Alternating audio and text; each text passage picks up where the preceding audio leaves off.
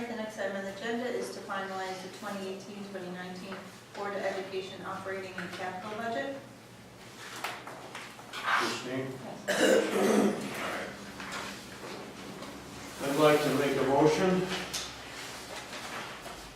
I would like to move that we reduce the Board of Ed operating budget for recommendation to the Board of Finance in the amount of $957,505, which will make the total equivalent to the 17-18 budget of $32,178,436. I'll second that.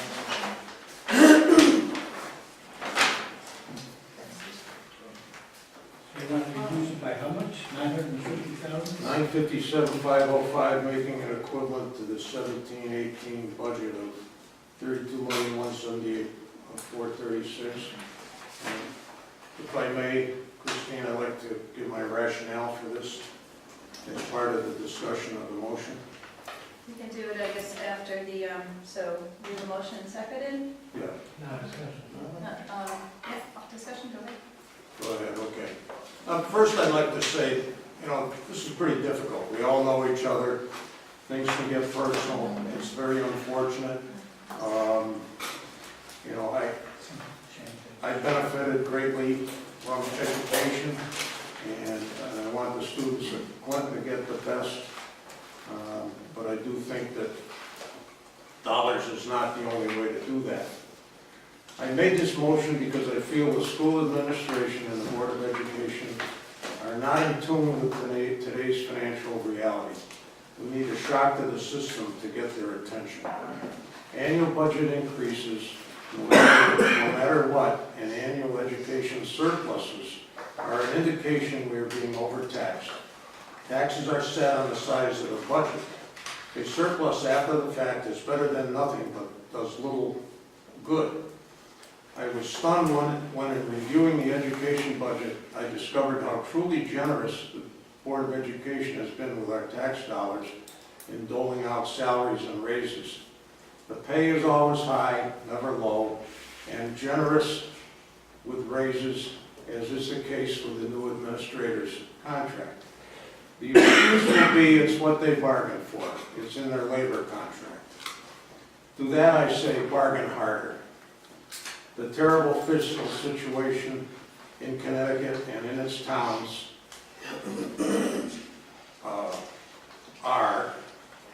may actually lead some arbitrators to rule in the town's favor. In addition, I point out that it's highly unlikely that education cost-sharing grants from the state will continue more than maybe another year. I was stunned to see a business manager receiving $130,000 and gets outside contractor help on top of this. If the budget passes, we will have a principal cracking the $150,000 level. There are many other examples throughout the budget. I ask, how does this largesse help students? Then there is the case of annuities bought with tax dollars. These are added on, pardon the bird, these are added onto their standard pensions as a bonus, I believe. 13 administrators receive this annually for a total cost of the town of $81,300. And I believe the donations go up periodically. They range now from $5,000 to $12,000 per person. No manager or department head on the town side gets this deal. I doubt the average taxpayer has any idea this is going on. The budget booklet from the Board of Ed, which is very detailed and well presented, shows that some departmental requests were reduced by the superintendent. Wonderful. But it also shows no reductions made by the Board of Education. If this is true, they are not fulfilling a major part of their duty. Here are some known tax dollar saving suggestions. Consolidate the business office with the town finance department. There is terrible duplication here, costing us dearly. 2, close Pearson, as hard as that may be. We can't afford a building and additional staff that we do not need. Of course, declining enrollment is affecting the entire system and is a negative symptom for the town. 3, class size. While it is admirable to keep it low, the time has come to look at class size increases. It is well to note that the level of spending has no relation to student performance. Regardless, the superintendent did report that some scores have gone up. However, the 2017 SAT scores show in reading and writing that 63.7% met the standard. In math, 56.2% met the standard. I wonder how rigorous that standard is. To me, this is unsatisfactory, period, and should not be accepted. Parents should be highly concerned with this and demand improvement, not just more money. We are in a highly competitive world. The better the high school you graduate from, the better the colleges you will be accepted to. I have to conclude that only by belt-tightening, not by blindly pouring more money into the system, will we achieve a better result for the taxpayers and hopefully for the student, which is our first goal. Reducing at least the level of increase sought is the only leverage we have to affect change. Encourage cost cutting where it will not hurt the students and generate a sense of urgency within the education system. We can't, year after year, accept the status quo. Thank you. That's the rationale for my motion.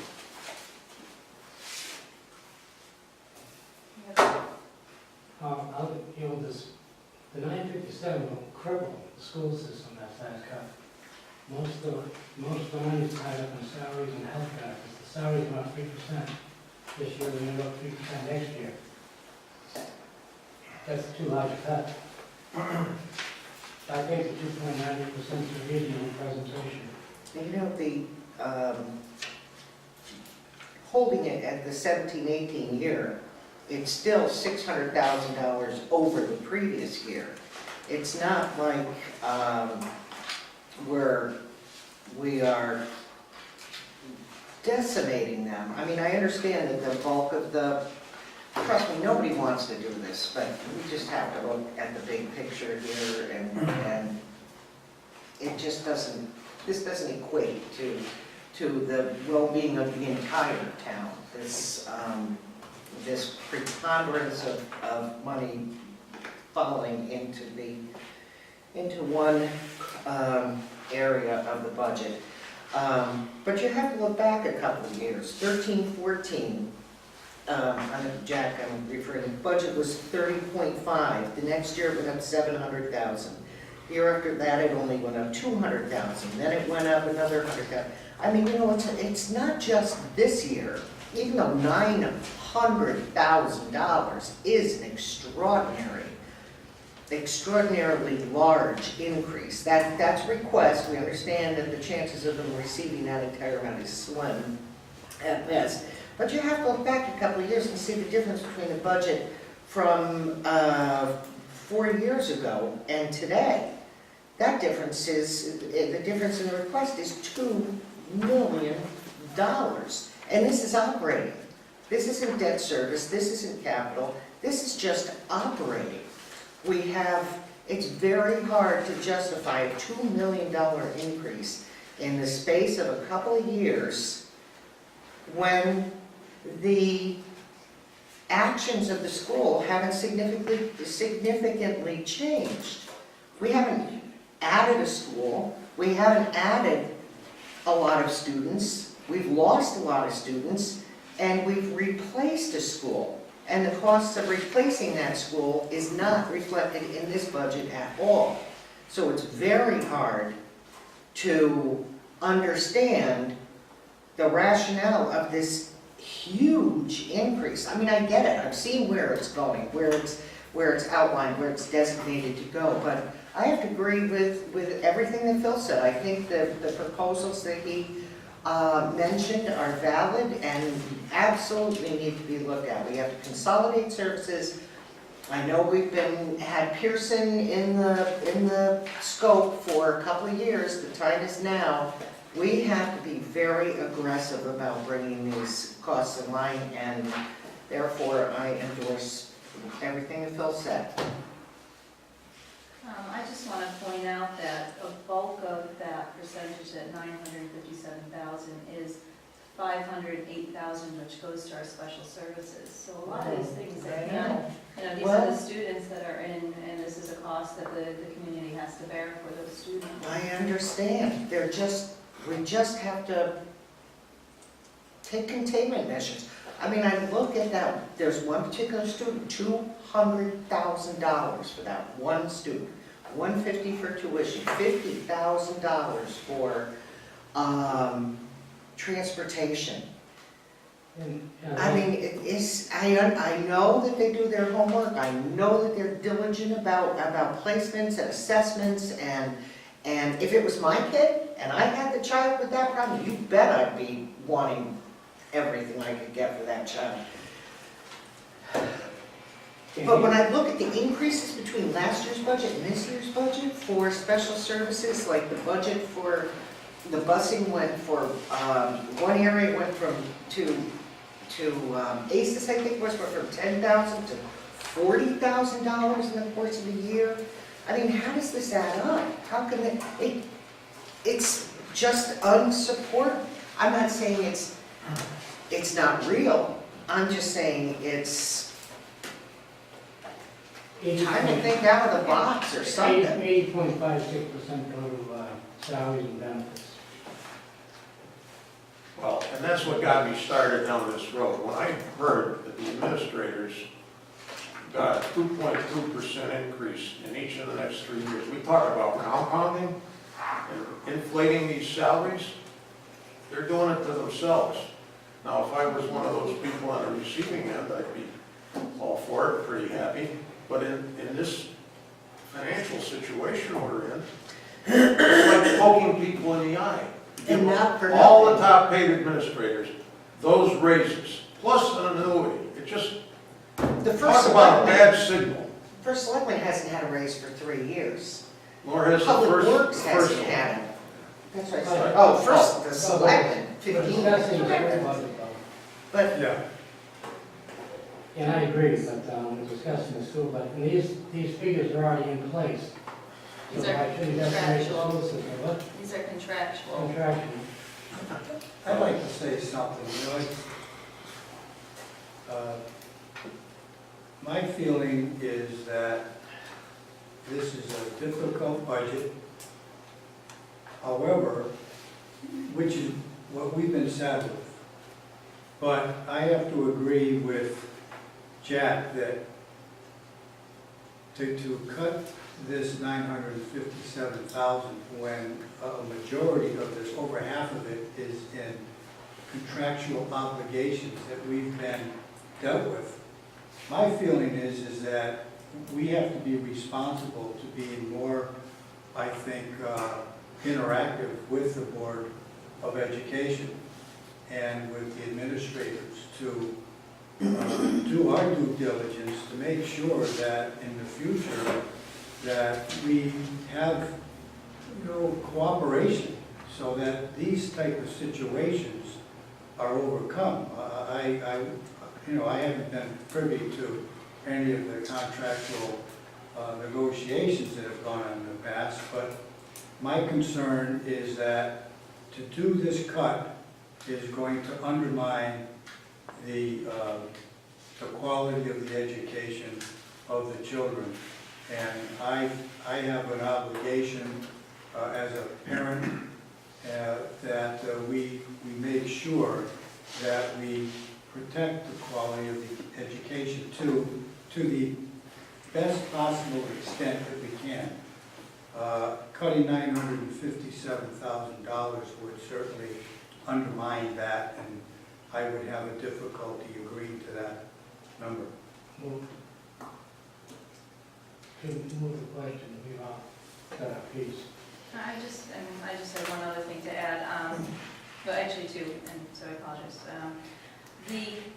The chart, which draws a comparison for the cost of pupil expectations for our municipality compared to the other ones, we are the lowest. So that is concerning to me that we are not providing as much as surrounding municipalities. And you can point to statistics on the grades and try to draw comparison, but at the end of the day, you have to look at our demographics are different, you have to look at, we're talking about the special services. We are a different municipality, and I think the Board of Education does a due diligence to make sure that they are providing what is necessary to educate the children. The other point I do want to make is, with the Board of Education, we're talking about the shared services. I agree we need to find some of those resources, so we're working on it in the technology side, but on the side of, the finance department, I don't think Dawn Norton, if we were to move to Dawn Norton being in charge of all the finances, could, within her day, or any other finance director in that position, take on the role that takes place at the school. If anything, the town is in a deficit of dealing with the human resource component, and that is one area where the school has been able to really pick up in that department and do a lot of work at cost reductions with some of the things that have not been addressed in the human resource arena with contracts, etc.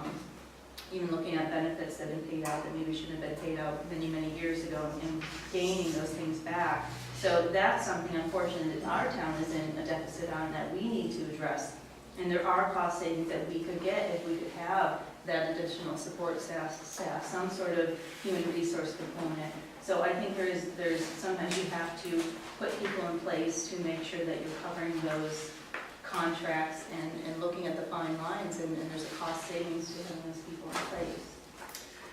Well, I would question whether the business department needs a business manager and the clerks that are in that department, because I do recall Jack Cross saying that one of the reasons for bringing in a business manager was that that person would, A, take on all the duties, and with the attrition of the payroll clerks leaving because they were nearing retirement stage, they would not be replaced. So the costs, the cost of those clerks would go into that line item. Well, he didn't do that.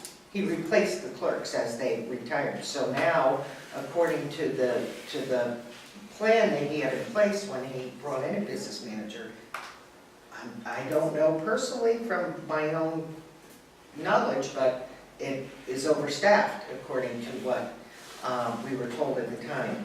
And the one other point is, when you look at this comparison of 2016, 2017 per pupil expenditure, this doesn't have debt service and operating attached. No, this is operating, this is your operating Oh, well, expenditures. It does not include capital, and it does not include debt service.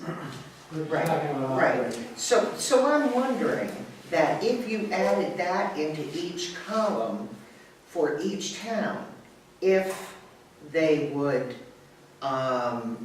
if that would create more of a parallel between the towns, rather than making us look as though we're not trying, even though it's $17,000 a year, we're significantly trying per student. I know that Old Saybrook's BOE budget was presented at 1.2% increase because they did take a special ed program and bring it in-house, and I don't know how they did it, I don't know what it was. My feeling is that it was a lot less demanding than what's called for, by these particular students in this particular budget. It probably was a much simpler situation, but, my bottom line is, when you're looking at the per pupil expenditure, theirs is gonna look lower. They don't have a new school. They spent $12 million bringing their 1965 California-style school up to the 20th century, rather than rebuilding. I would just, 1% budget, I would just, yes, please, sign my name to this, would be happy, but 2.93 plus capital plus debt service, I can't do that. I can't do that. My taxes went up $700, 10% this year. I can't do it again. Any other discussion? Call the question? All in favor? Aye. Against? No, Oh,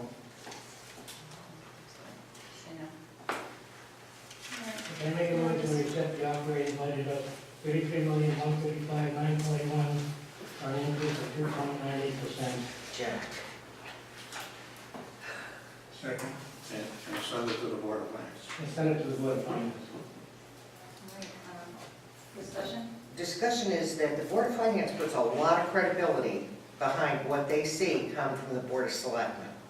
There has been, I mean, I'm not talking specifically about your term as Board of Finance Chair, but many, many, many times I heard in the past during these budget discussions, well, why do we even bother having a Board of Finance? The Board of Selectmen approved it, so we should just say it's okay because, so I think making 0 cuts at this point is discounting totally the role of the Board of Selectmen, Jack. I think that we need to show more leadership in a circumstance like I this. think this is a fair budget You for do. operating. All right, Phil? No, we're all entitled to our own opinions. Yes. That's fine, but sort of echo what Carol said, I think we owe it. I don't like pushing it down to another body. It looks like we're trying to avoid any criticism. So I've seen it in other meetings, and, let's let the people decide, we'll send it to referendum. That was because they didn't want to make a decision on it. And I saw it happen, see it on the Board of Selectmen too. Let's push it down the Board of Finance. Let's see what happens, they'll let them throw it against the wall. So I agree with Carol, we should show some leadership on this, and not just pass the whole thing down and say, you guys figure it out. Because it does imply we're okay with this number if we don't do anything else. So I just don't think it's fair to the Board of, we're here to lead, make decisions, so I don't think it's fair just to shove it down to the Board of Finance, even though it is their final decision. But they want to know, I would think one way or the other, what's the sense of the Board of Selectmen. So I would oppose this motion. All right, any other discussion? All in favor? Aye. Aye. You guys abstaining? Opposed? Opposed? Abstaining. Opposed? I'll say aye. Moving on to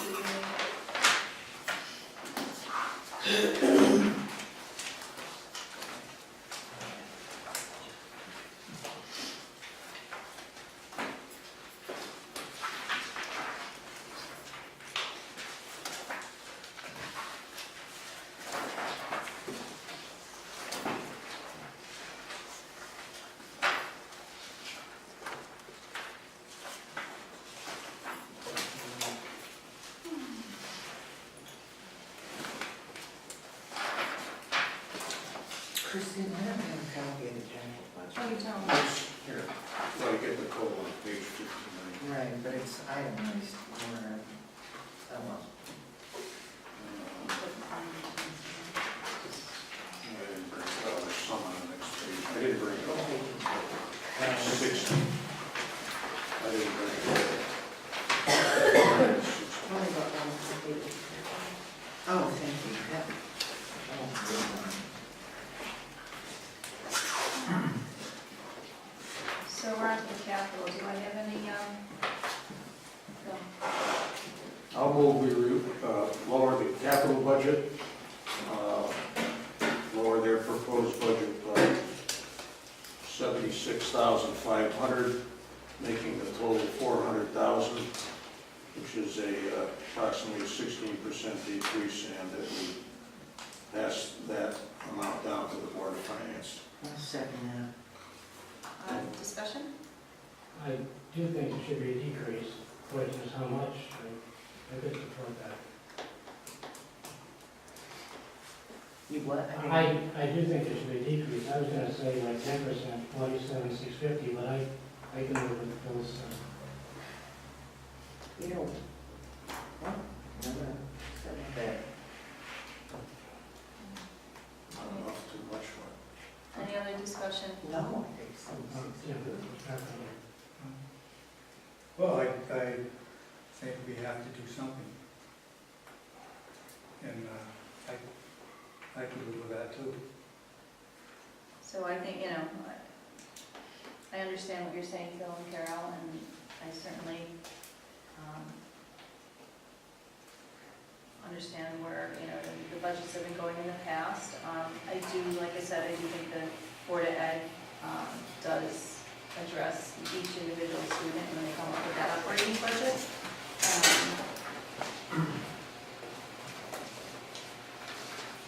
But that would be up to Mary Ann where the cuts come from. Yes, of course. For the capital, yeah. On the capital. Board of Finance might put some of that, who knows? All right, any other discussion? I just, I live on a street where it's surrounded by 80-year-olds. People live there for 30, 40 years. People are struggling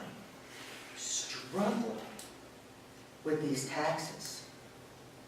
And I think when the town side of the budget is looking to cut postage and people and every penny, I mean, we took that 7.9, you took that 7.9% increase and brought it down to under 4% by looking at every nickel, every penny. I'm embarrassed that we can't make any changes in this. Frankly, I'm embarrassed. I think it's a disservice to someone like myself who lives marginally, and the people that surround me that stand to benefit. They're not going to see the benefit of a $34 million school budget in any way, shape, or form. And I feel a huge obligation to those people, and I feel like we should have done more here. That's Discussion. All in favor? Aye. Aye. Motion carries. Go to Selectmen's report. You need to Total, we didn't do that. Oh, I'm sorry.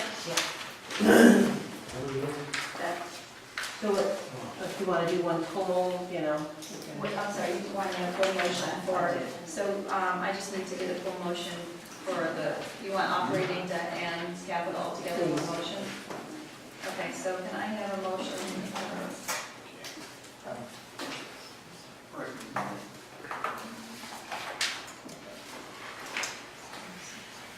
so I need a motion to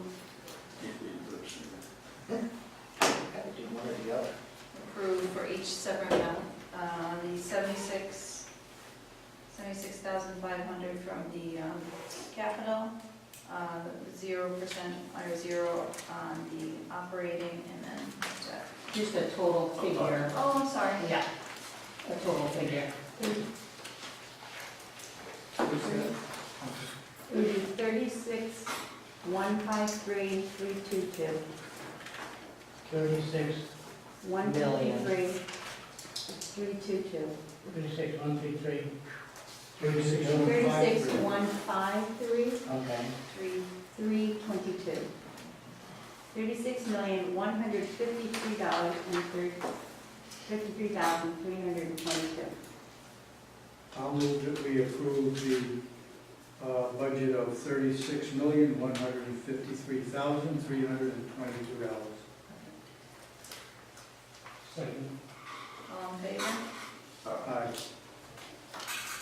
No. Opposed? No. Opposed. I'm sorry. So, I'm sorry again. Can you explain where that number came from? I It's was, adding up the capital expenditures in the budget, and the operating budget. And the debt. Yeah. oh, wait, the debt, And the okay. debt. All right. Yeah. Okay, Want me to repeat it? so all in favor? Sorry again. Aye. Against? No. All in favor? All right, on to Selectmen's report.